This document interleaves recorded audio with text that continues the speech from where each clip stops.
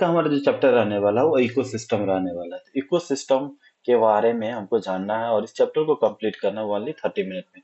और आपका सारा एनसीईआरटी का लाइन पूरी अच्छी तरीका से कवर होगा और आपके दिमाग में सेट हो जाएगा।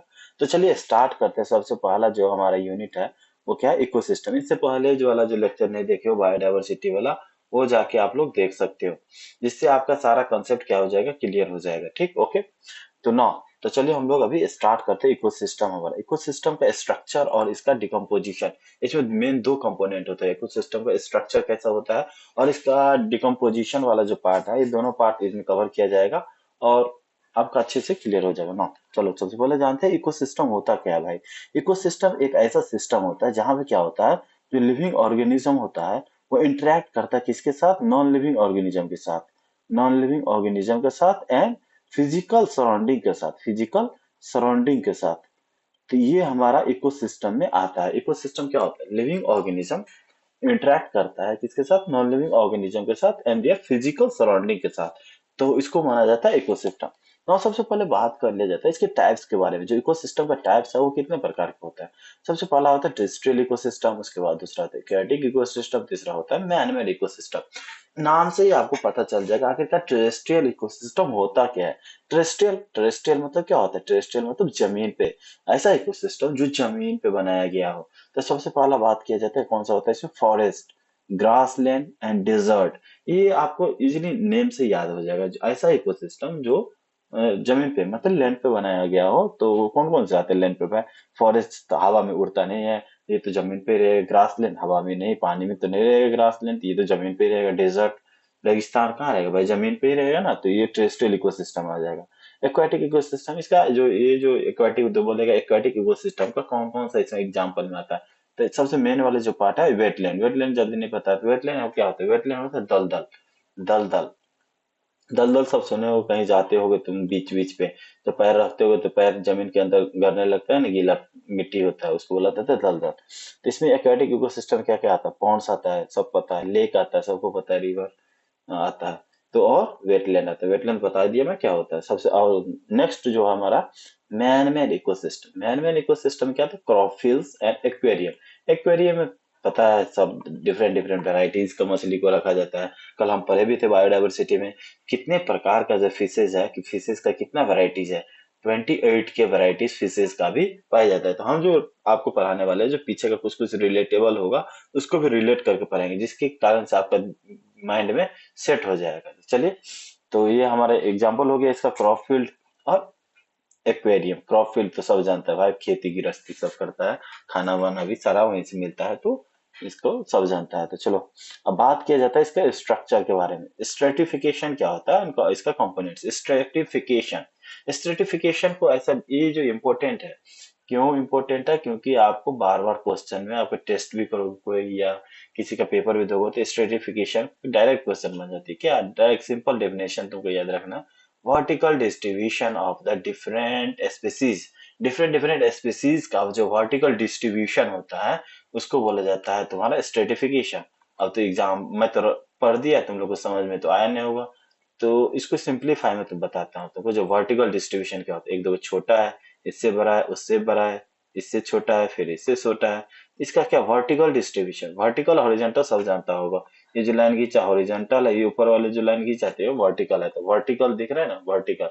इस टाइप का जो अरेंजमेंट होगा उसको बोला जाता है स्ट्रेटिफिकेशन। अब सबसे पहले बात करें स्ट्रेटिफिकेशन में कैसे याद रखना।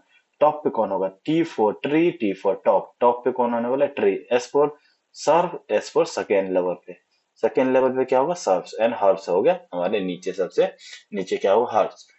ट्री कहाँ रहने वाला भाई, टॉप पे रहने वाला है। S for serves, S for second level पे होने वाला हर्ब्स, डॉन नीचे सबसे छोटा होगा हर्ब्स, ये हो गया सर्व्स, ये हो गया ट्री। तो इजीली तुम लोग याद कर सकते हो। Best seen in the tropical rain forest में तुमको अच्छे से दिखाई देगा। स्ट्रेटिफिकेशन का जो जो प्रक्रिया है ना, स्ट्रेटिफिकेशन तुमको देखना है किस प्रकार, छोटा उससे छोटा उसके बड़ा, इस तरह का तुमको ना कहाँ देखने को मिलता है, इस टाइप से तुमको ट्रॉपिकल रेन फॉरेस्ट में देखने को मिलेगा, जो सबको पता है बहुत ही इजी है। ठीक, ट्रॉपिकल रेन फॉरेस्ट में तुमको इजीली देखने को मिल जाएगी। तो ना, अब देखो कंपोनेंट्स, इसका कंपोनेंट क्या होता है, स्ट्रक्चर, जो स्ट्रेटिफिकेशन है, इसका जो इकोसिस्टम का कंपोनेंट्स के बारे में बात किया जाता है। तो इसका कंपोनेंट इम्पोर्टेंट है, डायरेक्ट क्वेश्चन आ जाता है, और कुछ कुछ इसमें से चैप्टर में से ना रिलेटेड भी हुआ नीट के सिलेबस में, बाकी बोर्ड में शायद है, बोर्ड बोर्ड में है, नीट के सिलेबस में शायद डिलीट हुआ। सबसे पहला जो कंपोनेंट है वो प्रोडक्टिविटी होता है, उसका दूसरा जो कंपोनेंट होता है डिकम्पोजिशन, थर्ड जो कंपोनेंट होता है एनर्जी फ्लो, उसके बाद क्या होता है न्यूट्रिशन साइकिल। सबसे पहले खाना बनाया प्रोडक्टिविटी। प्रोडक्टिविटी क्या होता है, खाना बनाया। सबसे पहले तुम लोग सबसे पहले क्या किया, खाना बनाया। एक सेकंड, इसको इरेजर से मैं मिटा लेता हूँ, अच्छे से समझ में आएगा कि एडिटिंग नहीं करनी है। तो चलो, सबसे पहले क्या था, खाना बनाया। हम लोग खाना बनाया, उसके बाद क्या किया, खाना बना के खाना खा लिया। खाना खाने के बाद हमारे बॉडी में पूरा, खाना बनाया, खाना बनाने के बाद खा लिए, उसके पूरे बॉडी में एनर्जी दौड़ा। फिर एनर्जी को नीचे निकाला, एनर्जी नीचे निकाल के वही न्यूट्रिशन साइकिल्स, फिर से खाना में आया, फिर से खाना बनाया, फिर से खाया, फिर से एनर्जी में आया, फिर से निकाला। तो इस प्रकार का कुछ हमारे कंपोनेंट, इकोसिस्टम कुछ इस प्रकार से चलता है। इकोसिस्टम क्या होता है, सारे कंपोनेंट को मिला के, मतलब लिविंग थिंग्स है उसको नॉन लिविंग थिंग्स के साथ भी इंटरेक्शन करना, उसको सराउंडिंग के साथ भी इंटरेक्शन करना। जब तीनों चीज का इंटरेक्शन होगा ना, तभी इकोसिस्टम का डेवलपमेंट होता है। तो सबसे पहले प्रोडक्टिविटी होगा, उसके बाद डिकम्पोज होगा। प्रोडक्टिविटी मतलब खाना बनाया, उसको खाना बना के जो खाया मतलब पचाया, डाइजेशन किया। डाइजेशन करने के बाद उठा, एनर्जी आया भाई, दौड़ भाग किया, जिम विम किया, किसी से लड़ा झगड़ा किया, उसके बाद एनर्जी खत्म हो गया।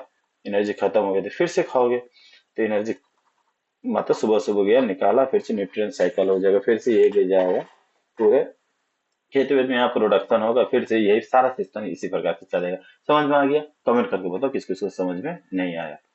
सबको समझ में आ गया होगा, नहीं से आया होगा तो दोबारा समझा दूंगा, टेंशन मत लो। डिकम्पोजिशन साइकिल इस प्रकार से पढ़ो ना, ताकि दिमाग में सेट हो जाए। वहां की फालतू ट्रेकर का लेक्चर एक बार देख लिया भाई, सेट ही नहीं हो रहा है दिमाग में, तो क्या ही फायदा देखने का। चलो चलो, डिकम्पोजिशन साइकिल की बात करते हैं। डिकम्पोजिशन साइकिल अभी पता है क्या, डिकम्पोजिशन प्रोडक्टिविटी, प्रोडक्टिविटी और डिकम्पोजिशन साइकिल। पहले डिकम्पोजिशन साइकिल एक बार पढ़ लो, किस प्रकार के जो डिकम्पोजिशन होता है। उसके बाद तुमको प्रोडक्टिविटी में बात किया जाए, बता दूंगा। वैसे सबसे पहले प्रोडक्टिविटी आता है, उसके बाद डिकम्पोजिशन आता है।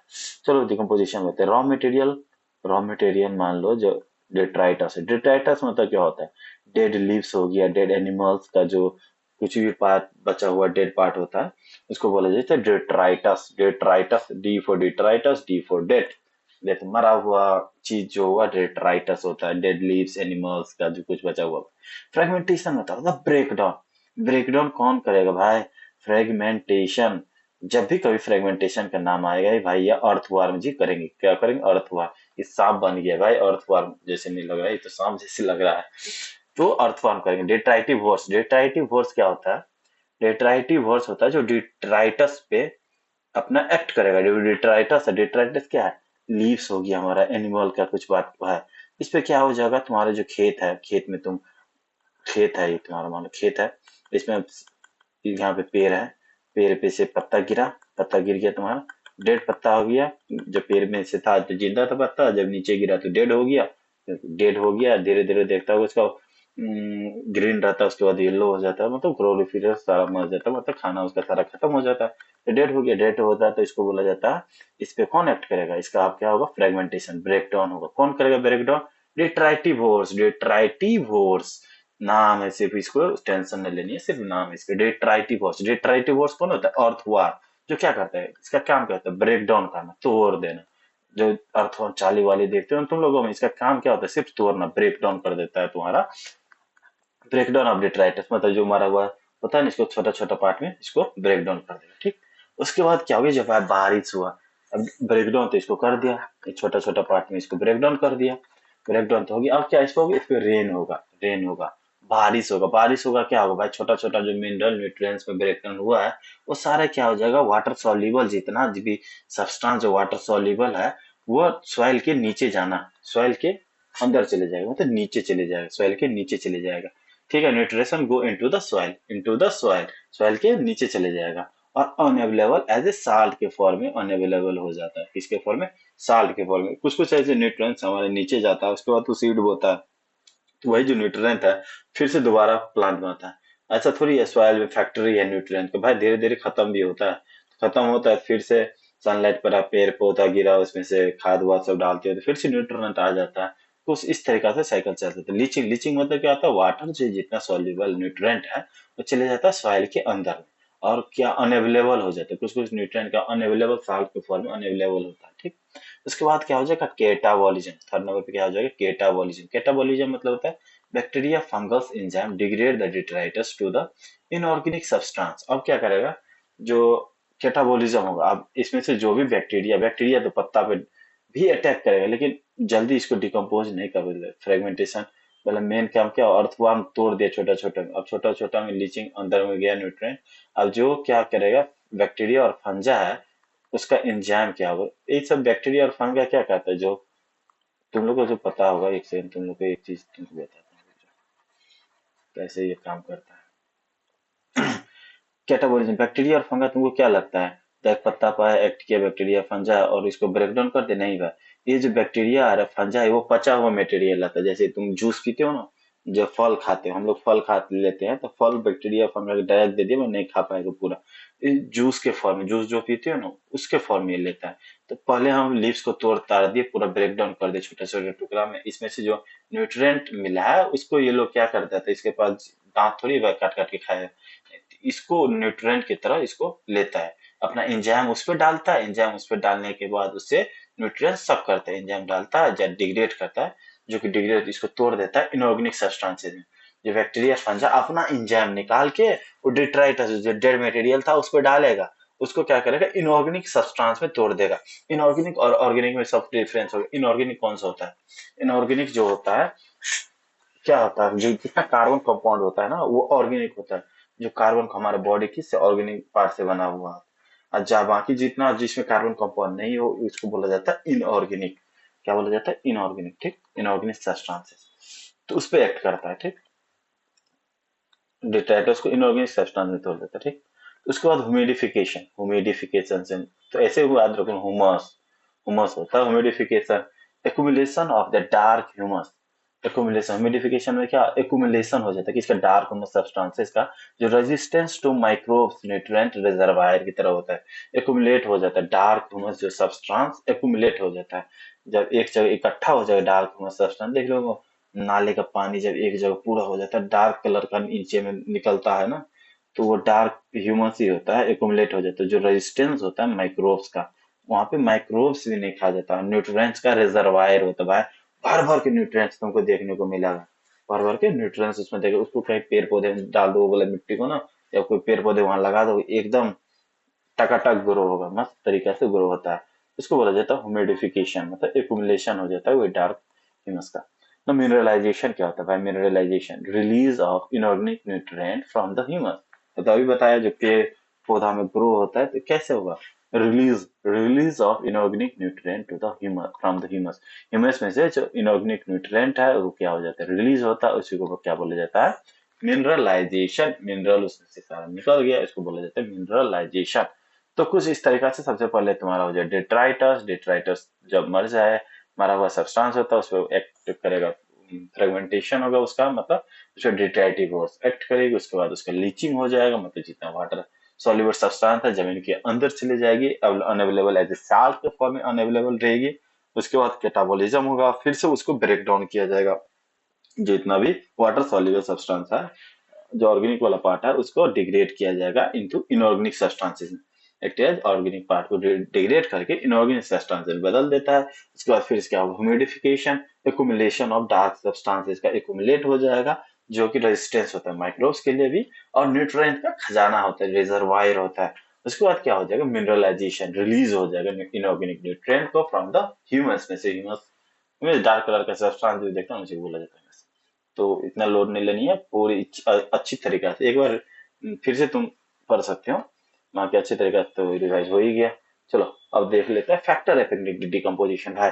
डिकम्पोजिशन होने के लिए भी कुछ फैक्टर चाहिए, ऐसा नहीं कमरे में तुमको रहने के लिए भी ऑक्सीजन का जरूरत पड़ता है, लाइट का जरूरत पड़ता है, जब अंधेरा रहेगा तो लाइट का जरूरत पड़ेगा भाई। तो कुछ कुछ चीजें जैसे गर्मी में एसी का जरूरत या फैन का जरूरत पड़ता है, तो कुछ कुछ चीजों का तुमको जरूरत पड़ेगी। तो उसी तरीका से कौन कौन सा ऐसा फैक्टर है जो डिकम्पोजिशन के लिए होना चाहिए, नहीं तो ऐसा नहीं होगा तो डिकम्पोजिशन नहीं होगा, फेवरेबल कंडीशन होगा तो डिकम्पोजिशन हो जाएगी। तो सबसे पहला है जो रिक्वायर ऑक्सीजन है, ऑक्सीजन होना चाहिए। एरोबिक कंडीशन में ही डिकम्पोजिशन होता है, बहुत ही ज्यादा इंपॉर्टेंट, गजब इंपॉर्टेंट क्वेश्चन, बार बार आता है नीट में, आ चुका है ये क्वेश्चन, दोबारा आने का चांस भी है। क्यों? रिक्वायर एरोबिक रेस्पिरेशन के होगा तभी डिकम्पोजिशन होगा, मतलब ऑक्सीजन जरूरत पड़ता है डिकम्पोजिशन में। लगता होगा यार कैसे इनो डायरेक्ट हो जाता है इनो, मतलब ऑक्सीजन का रिक्वायरमेंट नहीं होता होगा, लेकिन नहीं, ऑक्सीजन की रिक्वायरमेंट होती है। स्लो इफ रिच इन लवनी, डिकम्पोजिशन स्लो होगा, स्लो और फास्ट भी होता है। स्लो होगा कब? जब लिग्निन और कैटिन ज्यादा मात्रा में प्रेजेंट होगा तो डिकम्पोजिशन हमारा क्या हो जाएगा? स्लो हो जाएगा। ये फास्ट कब होगा? जब नाइट्रोजन और शुगर, भाई साहब ये नाइट्रोजन भर भर के, शुगर भर भर के हो तो बैक्टीरिया सब आ जाएगा, अरे यार आज तो पार्टी होने वाली है, आज तो पूरे फुल मजा होगा, तो वो तो फास्ट डिकम्पोजिशन होगा। जहां भाई लिग्निन दाल चावल बन गया, रोटी बन गया, तहाँ अरे यार क्या हो गया यार, छोड़ो, बहुत ही धीरे धीरे खाया खत्म होता है। भाई आ गया पनीर पकोड़ा, ये सब सारे वैरायटी रिच रिच न्यूट्रिएंट्स और शुगर में रहेगा, फास्ट डिकम्पोजिशन होगा, गजब तरीके से फास्ट ना। वार्म एंड मॉइस्ट इन्वायरमेंट भी फास्ट डिकम्पोजिशन। अब मान के चलो भाई इतना ज्यादा ठंडा पड़ गया, इतना हमारे बॉडी से कंपेयर कर लो, हमारे बॉडी को क्या क्या जो जरूरत होगा उस तरीका से तुम कंपेयर कर सकते हो और उससे रिलेट करके पढ़ सकते हो, तभी तुमको याद रहेगा। ऐसे रट्टा मार के पढ़ोगे तो कभी जिंदगी में नहीं याद होगा, याद पढ़ोगे 2 दिन में भूल जाओगे। जब कुछ चीज को रिलेट करके पढ़ो ना डेली बेसिस की लाइफ से, तो तुमको लंबे समय तक याद रहेगा। और ये अच्छा तरीका है पढ़ने का। देखो वार्म एंड मॉइस्ट इन्वायरमेंट में हमारा डिकम्पोजिशन फास्ट होगा। जब गर्म रहता है, जो गर्मी रहती है, हाँ वार्म, ज्यादा गर्मी नहीं, मतलब ज्यादा उतना भी जो गर्मी नहीं, भाई 100 डिग्री सेल्सियस पे डाल दिया सारा, बैक्टीरिया जो मरने वाला मर गया। ऐसे वार्म होना चाहिए, थोड़ा नॉर्मल टेम्परेचर होना चाहिए। तो उस कंडीशन 25 से 26 डिग्री हमारे बॉडी के लिए नॉर्मल टेम्परेचर होता है ना, तो उसी तरीके से इसका नॉर्मल टेम्परेचर होता है, कुछ वार्म या मॉइस्ट कंडीशन होना चाहिए। मॉइस्ट मतलब क्या होता है? थोड़ा ठंडा ठंडा हवा, मॉइस्ट मतलब एयर में जो मॉइस्चर होता है उसको मॉइस्ट कंडीशन बोला जाता है। एनवायरमेंट होना चाहिए तो फास्ट डिकम्पोजिशन होगा। यदि टेम्परेचर ही बहुत कम होगा, एनएरोबिक कंडीशन होगा, तो डिकम्पोजिशन क्या होगा? स्लो होगा। डिकम्पोजिशन क्या होगा? स्लो होगा। तो ये कुछ कुछ फैक्टर है, डायरेक्ट आ जाती है तुमको सिंप्लीफाई। एनसीईआरटी का निचोड़ है ये भाई, एनसीईआरटी का 75 लाइन लिखा है, उसमें 4-5 चीज इंपॉर्टेंट है। वही इंपॉर्टेंट चीज को जो क्वेश्चन बना है प्रीवियस ईयर में और जो क्वेश्चन बनने वाला है, वही सारा इस पे डाल डाल के रखा हूं मैं। समझ गया? इस तरीके से इसको रिमेम्बर कर सकते हो ना। प्रोडक्टिविटी का बात किया जाता है, प्रोडक्टिविटी और एनर्जी फ्लो। हम लोग फर्स्ट इसका क्या पर क्या रहे दिमाग में सेट करो, कंपोनेंट्स पढ़ रहे हैं ना, याद है कि नहीं? कंपोनेंट्स पढ़ रहे हैं। सबसे पहले क्या होता है? प्रोडक्टिविटी, इसके बाद होता है डिकम्पोजिशन। तो सबसे डिकम्पोजिशन को हम लोग खत्म कर चुके हैं। प्रोडक्टिविटी, अब देखो खाना कैसे बनता है, ये रिलेटेड रिलेटेड है सारा चीज एक दूसरे से। तो प्रोडक्टिविटी कैसे होगा और एनर्जी फ्लो, डिकम्पोजिशन वाला पार्ट इंपॉर्टेंट है, इसीलिए तुम लोग को पहले पढ़ाए। कुछ क्वेश्चन भी आता है, बच्चा कंफ्यूज भी हो जाता है, रिलेट करके जैसा पढ़ाया हूँ वैसे रिमेम्बर रखोगे तो नहीं भूल पाओगे। चलो प्रोडक्टिविटी क्या था? प्रोडक्टिविटी सबको पता है क्या? प्रोडक्शन, किसी चीज का प्रोडक्शन उसको बोलते हैं प्रोडक्टिविटी। प्राइमरी प्रोडक्टिव, इसका भी टाइप होता है, primary productivity, gross primary productivity, net primary productivity, secondary productivity. देखो भाई इंपॉर्टेंट, सारा इंपॉर्टेंट है, सारा इंपॉर्टेंट है। कभी भी कंफ्यूजन हो सकता है तुम लोग को इसमें। प्राइमरी प्रोडक्टिविटी क्या होता है? डायरेक्ट देखो, प्लांट है, प्लांट है, प्राइमरी प्रोडक्टिविटी से उसका रिलेशन नहीं है, प्राइमरी प्रोडक्टिविटी से उसका रिलेशन नहीं है। बायोमास पर यूनिट एरिया, जितना बायोमास बनता है पर यूनिट एरिया में, उसको बोला जाता है primary productivity. Primary productivity, primary productivity, जितना बायोमास बनता है पर यूनिट एरिया में, पर यूनिट एरिया, जैसे ग्राम पर मीटर में भी कर सकता है, किलो कैलोरी पर मीटर में भी कर सकता है, या एनर्जी में किलो कैलोरी मेजर करो, यदि मास के पर में देख रहे हो तो ग्राम पर मीटर में कर लो। अब देखो ग्रॉस प्राइमरी प्रोडक्टिविटी क्या होता है? Gross primary productive rate of organic matter produce during the photosynthesis. Photosynthesis के दौरान जितना ऑर्गेनिक मैटर बनाया गया है, तो उसको बोला जाता है ग्रॉस प्राइमरी प्रोडक्टिविटी, मतलब पूरा ग्रॉस। जैसे प्लांट है, ये अपना फोटोसिंथेसिस करके पूरा फोटोसिंथेसिस लबालब एक पूरा फोटोसिंथेसिस करके खाना प्रिपेयर करके रखा। ऑर्गेनिक मैटर खाना ही होता है भाई, ऑर्गेनिक मैटर मतलब खाना प्रिपेयर करके रखा है ड्यूरिंग फोटोसिंथेसिस के दौरान, इसको बोला जाएगा ग्रॉस प्राइमरी प्रोडक्टिविटी।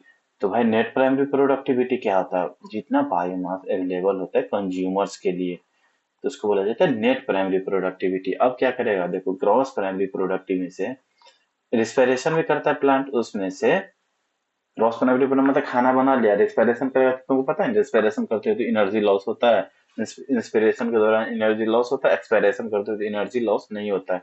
जब इंस्पिरेशन के दौरान एटीपी की जरूरत पड़ती है, तो जब रिस्पिरेशन करेगा तो उसमें से एक एनर्जी लॉस होगा, एनर्जी लॉस होगा, तो बाकी बचा हुआ जो प्रोडक्टिविटी होगा उसको बोला जाता है एनपीपी, नेट प्राइमरी प्रोडक्टिविटी। यही जो नेट प्राइमरी प्रोडक्टिविटी अवेलेबल होता है कंज्यूमर्स के लिए। कंज्यूमर्स कौन हुआ, जो प्लांट को खाएगा उसको बोला जाता है कंज्यूमर्स, प्राइमरी कंज्यूमर्स।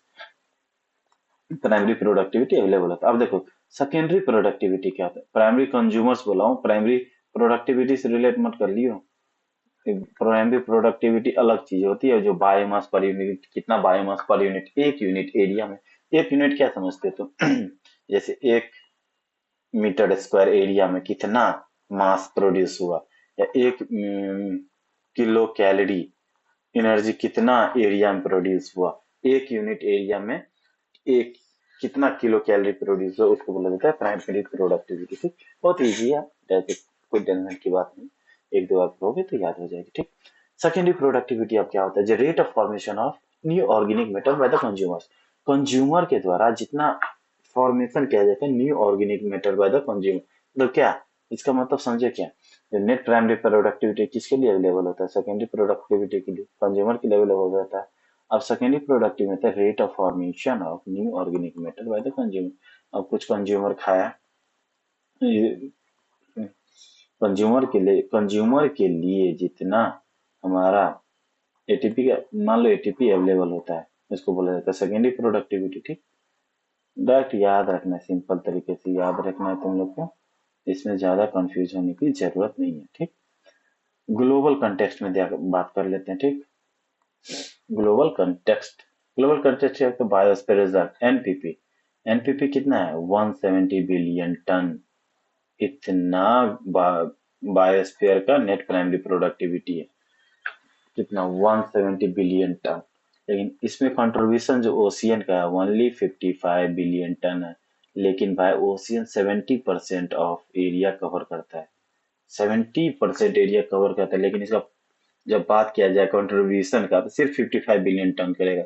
अब पूरा बायोस्फीयर का कंट्रीब्यूशन कितना है 170 बिलियन टन। ठीक, करता कितना सिर्फ 55 बिलियन, तो 70%, बाकी 30% में ही जितना बचा हुआ है वो कंट्रीब्यूशन करते हैं। मैक्सिमम प्रोडक्टिविटी किसका होता है, ट्रॉपिकल रेन फॉरेस्ट, कल भी पढ़े थे, ट्रॉपिकल रेन फॉरेस्ट जिसको कट कर दिया जाता है, किस चीज के लिए कट कर रहा है आजकल, सोयाबीन के लिए, बीफ, केटल, केटल को बढ़ाने के लिए, ये सब ग्रेजिंग घास फूस के लिए कट कर रहा है ट्रॉपिकल रेन फॉरेस्ट को, जो कि maximum productivity lungs of the forest, Amazon rain forest पढ़े थे। अमेजन रेन फॉरेस्ट जो हमारा क्या है, लंग्स, लंग्स है जो 20% ऑक्सीजन यहीं से आते हैं।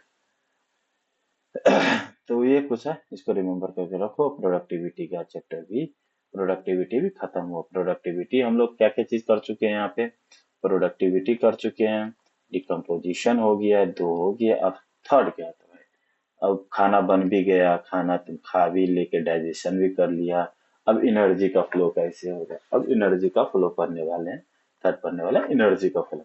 तो एनर्जी फ्लो कैसे हो गया, सन है unlimited source of energy, unlimited, limited कोई नहीं है भाई, तो खाना बनाओगे तो भी लिमिटेड, लेकिन सन ऐसा है जो अनलिमिटेड सोर्स है। सन से ही प्लांट लेता है, प्लांट क्या लिया, सनलाइट लिया, खाना बनाया, खाना बना के क्या बनता है तुम्हारा, जीपीपी ग्रॉस प्राइमरी प्रोडक्टिविटी भी होता है, उसमें से रिस्पिरेटरी कुछ लॉस हो जाता है, उसके बाद क्या बनता है net primary productivity, net primary productivity. ठीक, एनपीपी होता है जो अवेलेबल होता है कंज्यूमर्स के लिए, और उसके बाद भी जो कंज्यूमर्स के लिए अवेलेबल होता है। सेकेंडरी प्रोडक्टिविटी क्या होता है, अब मान के लो तुमको सेकेंडरी प्रोडक्टिविटी का क्लियर नहीं था, एक और एग्जांपल दे देता हूँ तुम। सेकेंडरी जैसे मान के चलो पेड़ है, पेड़ का पत्ते को कौन खा लिया, पेड़ का पत्ता है रिस्पिरेटरी लॉस करके, बाकी उसमें कुछ एनर्जी बचा हुआ है जो कि अवेलेबल होता है कंज्यूमर्स के लिए, उसको खा लिया, क्या कौन कर लिया, शेर, शेर खाता है नहीं, हिरन खा लिया, उसको हिरन खा लिया। अब हिरन खा लिया तो हिरन के पास अब जो इतना खाया उसमें से कुछ एनर्जी, पूरा एनर्जी थोड़ी आ जाएगा भाई। जो जैसे 70% एनर्जी उससे लिया तो इसके बॉडी में आया 70%, ठीक। कुछ एनर्जी लॉस भी होता है, ओके। खाते चबाते उधर उधर पूरा खाएगा तो पूरा एनर्जी नहीं आता था, कुछ मतलब 60% आया। ये 60% एनर्जी इसके बॉडी में कुछ काम करने वाले में लॉस होता है भाई। देखो 70% तुम खाया, 70% खाने के बाद हिरन दौड़ा इधर उधर घूमा, तो इसमें तो एनर्जी लॉस हो गया। और कुछ एनर्जी इसके मसल्स में जाके स्टोर होगी। मसल्स में तो पता है ना एटीपी स्टोर होती है, माइटोकॉन्ड्रिया में होती है, ठीक। तो वही में स्टोर होती है एनर्जी। तो ये जो एनर्जी अब बचा, जब इसको हिरन को कौन खाएगा, लायन या टाइगर खाएगा जब हिरन को, तो इसमें जो एनर्जी बचा है तो उसको बोला जाता है, इसके लिए जो एनर्जी बता है उसको सेकेंडरी प्रोडक्टिविटी होता है हिरन। तो यहाँ पे सेकेंडरी प्रोडक्टिविटी बताया गया है, ठीक। वैसे प्लांट को बताया गया था।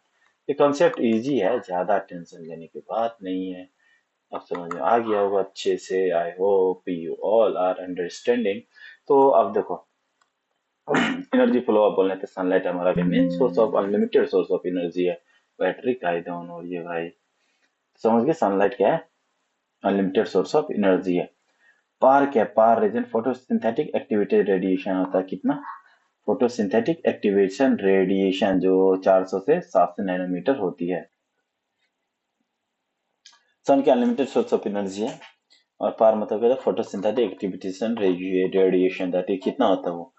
पार, पार क्या? फोटोसिंथेटिकली एक्टिवेशन रेडिएशन 400 से 700 नैनोमीटर के रेंज में होता है। जब इसके रेंज में जो लाइट आएगा 400 7 से लेमडा, इसका रेंज में जो लाइट आएगी उतना ही रेडिएशन लाइट प्लांट क्या कर सकता है? ले सकता है, प्लांट ले सकता है, ठीक। इसको बोला जाता है क्या? फोटोसिंथेटिक एक्टिवेशन रेडिएशन कितना होता है? 400 से 700, ठीक, नैनोमीटर। तो प्लांट उस रेडिएशन का, ये जो पार का कितना? पार का 2 to 10% ऑफ पार का प्लांट कैप्चर करता है। क्या? प्लांट जो फोटोसिंथेटिक एक्टिवेशन रेडिएशन, इसी बीच में लाइट आएगा जो 400 से 700 नैनोमीटर के अंदर जो लाइट आएगी, 400 के 700 नैनोमीटर के अंदर जो लाइट आएगी उसको बोला जाता है फोटोसिंथेटिक एक्टिवेशन रेडिएशन। मतलब उसी दौरान, उसी के बीच में फोटोसिंथेसिस हमारा होगा। क्या होगा? फोटोसिंथेसिस होगा। लेकिन पूरे के लाइट को नहीं लिया जाता, सिर्फ उस पार रीजन का सिर्फ 2 से 10% का लाइट लेके क्या हो जाता है? प्लांट कैप्चर करता है। क्या? 2 से 10% उस रीजन का लाइट लेके प्लांट फूड बनाता है। तो फ्लो, फ्लो कैसे है? Flow first law of thermodynamics explain करता है, यूनिडायरेक्शनल होता है। जब प्लांट लिया, प्लांट से गया, फ्लो ऑफ एनर्जी, एनर्जी का फ्लो को बात कर रहा है। कैसा होता है एनर्जी फ्लो? प्लांट को खाया कौन? हिरन। हिरन को खाया कौन? टाइगर। टाइगर को कौन खाया? उसका भाई, उसका बाप। उसका बाप को कौन खाया? उसका बाप। ऐसे होता है। तो ये कौन सा फ्लो ऑफ एनर्जी कैसा है हमारा? यूनिडायरेक्शनल होता है, जो कि फर्स्ट लॉ ऑफ थर्मोडायनामिक्स से एक्सप्लेन किया जाता है, ठीक। तुमको ये यहाँ पे कंफ्यूजन हुआ होगा या नहीं हुआ? पूरा क्लियर है, ठीक। देखो इतना स्लो स्लो पढ़ा रहा हूँ तभी भी कंप्लीट होने वाला है। सन क्या करता है तुम्हारा? सन अनलिमिटेड सोर्स ऑफ एनर्जी है। सन का जो रेडिएशन होता है 400 से 700 नैनोमीटर का, उसी का यूज करके प्लांट उसका पार का कितना रीजन? 2 to 10% ऑफ पार का यूज करके फोटोसिंथेसिस करता है। मतलब उस लाइट का कैप्चर करके फोटोसिंथेसिस करता है। इजी है, इजी इजी, ठीक। फ्लो कैसे? तो यूनिडायरेक्शनल होता है, जो फर्स्ट लॉ एक्सप्लेन करता है, ठीक। ट्रॉपिक्स लेवल, अब ट्रॉपिक्स लेवल बात किया जाता है इकोलॉजिकल पैरामीटर्स, ठीक। फूड चेन, फूड चेन कैसा होता है? सबसे पहले बात किया जाता है फूड चेन के बारे में। Food chain, GFC grazing food chain, DFC detritus food chain, grazing food chain और डेट्राइटस फूड चेन, ठीक। और उसके बाद इकोलॉजिकल पैरामीटर्स पढ़ेंगे। तो ग्रेजिंग फूड चेन बात कर लेते हैं। जीएफसी और डीएफसी दो टाइप ऑफ फूड चेन हमको देखने को मिलते हैं। ग्रेजिंग फूड चेन, ग्रेजिंग मतलब क्या होता है? चरना। Producer, consumer, major in aquatic में होता है। प्रोड्यूसर से जाएगा, कंज्यूमर लेगा उसको। ग्रेजिंग फूड चेन देखने को कहाँ मिलेगा तुमको? Aquatic system. Detritus food chain का डेड मटेरियल, डेट्राइटस होता है, समझ बोला डेड मटेरियल में कहाँ देखने को मिलेगा? अरे भाई ये क्या हो गया था? डेट्राइटस फूड चेन कहाँ देखने को मिलेगा तुम लोग को? Decomposition, major in terrestrial terrestrial ecosystem में तुमको क्या दिखेगा? Detritus food chain aquatic ecosystem में तुमको क्या दिखेगा? ग्रेजिंग फूड चेन, ग्रेजिंग मतलब चरना, तो ऐसा नहीं हो चरे वो घास फूस चल रहा है, नहीं, इसको याद रखना इंपॉर्टेंट है। ग्रेजिंग फूड चेन कहाँ देखने को मिलता है? एक्वेटिक में। डेट्राइटस फूड चेन कहाँ देखने को मिलता है? टेरेस्ट्रियल पे, ठीक। 10% लॉ क्या होता है? 10% लिंडमैन का 10% लॉ लिया दिया था, जो only 10% energy transfer one level से नेक्स्ट लेवल, एक लेवल से दो दूसरे लेवल में जाता है, तो ओनली 10% एनर्जी ही यूज होता है। जैसे प्लांट से गया, हिरन खाया प्लांट को, तो उसका 10% ही एनर्जी ट्रांसफर होगा। उसका वो हिरन को खाया टाइगर, तो उसका ही 10% ही एनर्जी ट्रांसफर होगा। लेकिन सन से जो लाइट आती है, प्लांट उसका कितना, 1% ही लेता है। कितना? 1%। यहाँ पे रखना, सन से जो लाइट आती है वो 1% लेगा प्लांट खाना बनाने के लिए। अब प्लांट जब खाना बना चुका है, तो इसको जो खाएगा तो उसमें सिर्फ 10% जाएगा। उसके बाद फिर से जो उसको खाएगा 10%, फिर उसके बाद उससे 10% कम होते होते जाता है, ठीक। तो ये याद रखना। स्टैंडिंग क्रॉप क्या होता है? स्टैंडिंग क्रॉप, ये भी इंपॉर्टेंट है। जो मेन मेन चीज है वही यहाँ पे लिखा हुआ। Mass of living material at a particular time, biomass और नंबर। इजी, जितना mass of living material present होता है एट ए पार्टिकुलर टाइम में, उसको बोला जाता है। जैसे बायोमास हो गया, नंबर में हो गया, इसको बोलते हैं स्टैंडिंग क्रॉप। देखो, स्टैंडिंग क्रॉप, क्रॉप मतलब क्या होता है? लिविंग क्रॉप कैसे होगा? लिविंग थिंग होगा। तो जितना भी लिविंग थिंग्स होगा ना, एट ए पार्टिकुलर टाइम में, किसी भी चीज का मास, जितना लिविंग मास होगा किसी टाइम में, पर्टिकुलर टाइम, इसको बोला जाता है स्टैंडिंग क्रॉप। क्रॉप से याद रखो लिविंग, बाकी लिविंग याद रखोगे ऑटोमेटिकली तुम्हारा क्लियर हो जाएगा, ठीक। अब देखो, एक pyramids, pyramids of number, pyramids of biomass, और एक और पैरामिड्स होता है pyramids of energy. Pyramids of energy तो इजी विजी होता है। चलो तुमको तो सबसे पहले बता दिया जाता है, इसको कहाँ रखना है, इसको यहाँ रखो, ठीक। सबसे पहले बात किया जाता है यहाँ पे pyramids of number, pyramids of number का, ठीक। पिरामिड्स ऑफ नंबर क्या होता है? प्राइम प्रोड्यूसर हुआ, प्रोड्यूसर को खाए प्राइमरी प्रोड्यूस कंज्यूमर, उसको खाए सेकेंडरी कंज्यूमर, उसको खाए टर्सरी कंज्यूमर होता है। इसका नंबर के टर्म में इसको रिप्रेजेंट करोगे ना, तो इसको प्राइमरी, जैसे देखो प्रोड्यूसर कौन हुआ? प्लांट, प्लांट सबसे ज्यादा होता है इसके नंबर में। उसको कौन खाता है भाई? प्लांट को कोई हिरन, उससे कम हो जाएगा। उसको कौन खाता है भाई? हिरन को कौन खाता है भाई? तो उससे ज्यादा। उसको कौन खाएगा भाई? उससे कम होगा। धीरे धीरे ना उसका लेवल क्या हो जाता है? नंबर कम हो जाता है। लेकिन एक्सेप्ट ट्री एग्जाम्पल लो, एक्सेप्शन रखो, हमेशा ही अपराइट होता है। पिरामिड्स ऑफ नंबर कैसे होता है? ऑलवेज, ऑलवेज नहीं, अपराइट होता है most time, most time upright होता है। और इन्वर्टेड और अपराइट होता है। ऐसे याद रख, इन्वर्टेड होता है और अपराइट होता है। इन्वर्टेड अपराइट भाई अलग अलग चीज होता है, कंफ्यूज मत होना। अपराइट होता है, ठीक।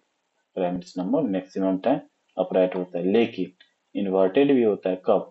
जब ट्री इकोसिस्टम, मान लो एक ट्री है, ट्री है, ट्री पे ट्री है, ट्री पे तुम्हारा क्या, छोटा एक दो तीन चिड़िया बैठा, चिड़िया के अंदर में, चिड़िया के ऊपर कोई, मान लो चिड़िया के ऊपर क्या, चिड़िया के ऊपर छोटा छोटा बैक्टीरिया से बैठ गया है। तो इस टाइप का जो इकोसिस्टम होता है ना, वो एक्सेप्शन रहता है। इसका नंबर देखो, ट्री का वो पत्ता ज्यादा, ठीक है। ट्री पे चिड़िया बैठा, एक ट्री है, उस पे ढेर सारा चिड़िया बैठा, ठीक। उस पे ढेर सारा चिड़िया बैठा, उसको खाने के लिए, चिड़िया को खाने के लिए बहुत सारा चील आ रही है। एक दो चिड़िया घोंसला, उसी को खाने के लिए बहुत सारी आ रही है। तो इसका ऐसे इन्वर्टेड आता है, तुमको ऐसे देखने को मिलेगा। ऐसे इन्वर्टेड ऐसे होता है भाई, इन्वर्टेड ऐसे देखने को मिलेगा, ठीक। इन्वर्टेड देखने को मिलेगा। Pyramids of biomass, pyramids of biomass भी कैसा होता है तुम्हारा? मैक्सिमम टाइम ये अपराइट कंडीशन में है, तो अब राइट ही होता है, अपराइट ही होता है, ठीक। लैंड का ये एक्वाटिक इकोसिस्टम, एक्वाटिक इकोसिस्टम में बायोमास का है, लैंड का हमेशा अपराइट होता है। एक्वाटिक में ये तुम्हारा कैसा हो जाएगा? एक्वाटिक में कैसा इन्वर्टेड हो जाता है? क्यों? फाइटोप्लैंक्टन्स होता है कम, उसको खाने वाला जू प्लैंक्टन्स होता है सबसे ज्यादा, ठीक। फाइटोप्लैंक्टन्स अलगा का मास देखा जाए ना, बायोमास की बात होगा ना, तो मास देखा जाए ना फाइटोप्लैंक्टन्स का तो कम होता है, उससे ज्यादा मास होता है जू प्लैंक्टन्स का, जो फाइटोप्लैंक्टन्स को खाता है, ठीक। तो इसको इन्वर्टेड हो जाएगी, क्या कैसा होगा? इन्वर्टेड।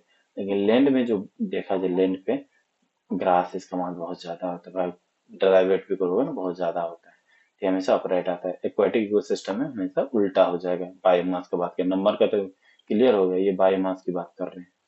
ठीक। फाइटोप्लैंक्टन जू प्लैंक्टन से जू प्लैंक्टन ज्यादा होता है, ठीक।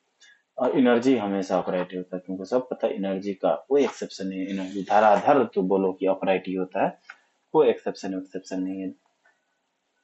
और 10% लॉ के हिसाब से एनर्जी क्या होता है, ट्रांसफर होते जाता है। ठीक। लिमिटेशन क्या है? लिमिटेशन क्या, doesn't account for the same species at different level, saprophyte not included. इसमें एक ही लिमिटेशन है, same species different doesn't account. देखो एक ही स्पीसीज है और डिफरेंट लेवल पे कैसे प्रेजेंट हो सकता है, उसको यहाँ पे नहीं बताया गया था। लेकिन ये प्रेजेंट होती है, लेकिन एक ही साथ दोनों कैसे हो सकता है, तो उसको ये नहीं बताया था। यही लिमिटेशन माना जाता है, वैसे कुछ खास अच्छा लिमिटेशन नहीं है। ठीक। सेप्रोफाइट नॉट इंक्लूडेड, इसमें सेप्रोफाइट को इंक्लूड नहीं किया गया था। इसका जो देखो, जो पिरामिड्स जो बना था ना, पिरामिड्स, इसमें सेप्रोफाइट का जगह कहीं नहीं देखने को मिलेगा तुमको।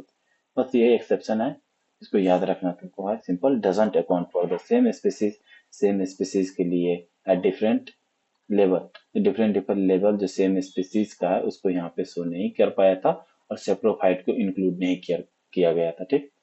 ये इकोलॉजिकल सक्सेशन हमारे नीट के चैप्टर से, न्यूट्रिएंट साइक्लिंग रिलेटेड है। इसको पढ़ना होगा तो ये नोट्स तुमको दिख रहा होगा, पढ़ सकते हो। वैसे कुछ है ना, सक्सेशन मतलब क्या होता है, sere entire sequence of the community होता है। प्राइमरी स्लो का होगा, सेकेंडरी सक्सेशन थोड़ा फास्ट होता है। प्राइमरी जब बंजर जमीन पे घास उगता नहीं है, जब जमीन एक बार घास उग जाता है, हरियाली आ जाती है, तो उसको लपकने के लिए बहुत सारे चीज आ जाती है, इसको सेकेंडरी बोला जाता है सक्सेशन।